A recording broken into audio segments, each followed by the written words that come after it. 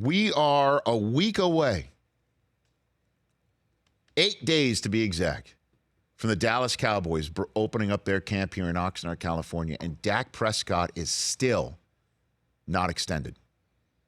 What is happening? We are all assuming it's because the Cowboys just can't swallow hard and just give him that salary that's annually paid out, 8 figures starting with a 3. I don't get it. And the number of people, including, I believe, you, sir, that when you hear me say this are like, yeah, well, he just hasn't proven to be the guy that you can just throw your lot in to the point where he's paid like an MVP or a Super Bowl winning quarterback or a quarterback that has the ability to take his team on the back and make that charge because we've seen it. The answer is, doesn't matter. Because the way the NFL is set up these days, if you have a young quarterback who does have a huge upside and has taken you to the playoffs and is a good face of the franchise and has great works off the field and become woven into the fabric of your community and is ready to either be franchise tagged or hit the open market, this is what the market commands. And if the Cowboys decided to franchise him, they'd be nuts to do it because it's not the smartest way to go about it. You don't play it by half measures like the Redskins did with Kirk Cousins. We saw how that wound up in their relationship. You don't do that. You do what is wise and try and spread it out as long as you possibly can and make the kid independently wealthy.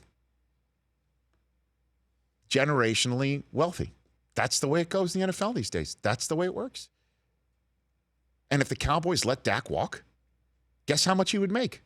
That much money from another team in another city.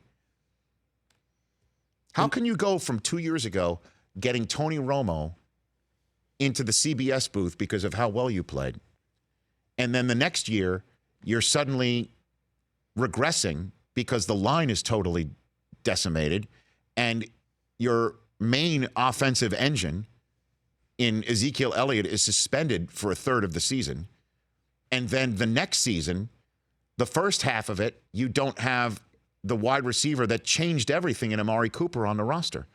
How can you not evaluate Dak with that in mind? And that you now have your offensive line back, and you now have the defense buzzing all over the place with young, fast, dynamic players at every level.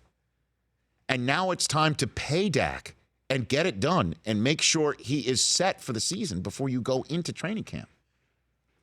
I understand the issues you might have with Zeke and paying him and what he might happen if he gets suspended again and what happens when he decides to not stay home and Netflix and just, if you will, chill.